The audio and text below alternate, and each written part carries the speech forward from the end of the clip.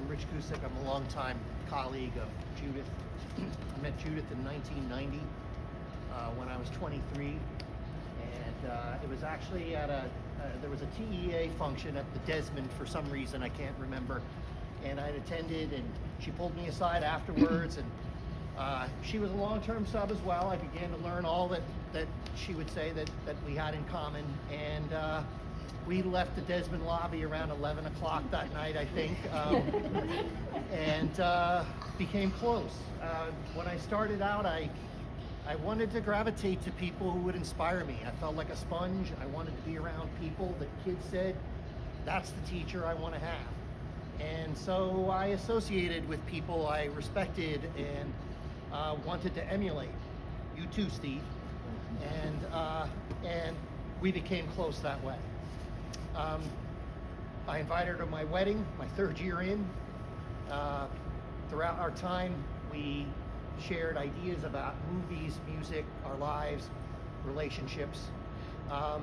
It seems there are common themes. I did try my best with Judith in technology, like many of you, and I failed as miserably as the rest of you. I know that before making the grade, we were using, I had some program that I'd found for my own computer and foolishly thought I might be able to get Judith to switch to that system because she always talked about how long and hard it was for her to get her grades done.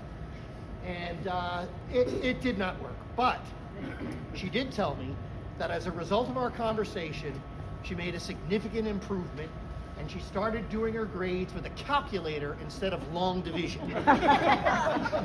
And that was about 1998, so I felt good about that.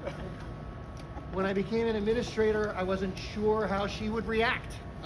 And certainly when I had that conversation with her, I was pleased to see she remained very supportive. As an administrator here, when I was assigned to observe the English department, I always looked forward to being able to observe Judith because I knew in the post-conference that's when I'd receive my evaluation. Hashtag close talk. Up to her last year, for what it's worth, I had this feeling when I was teaching here. It's hard for me to still do it, but I try from time to time. When someone's retiring,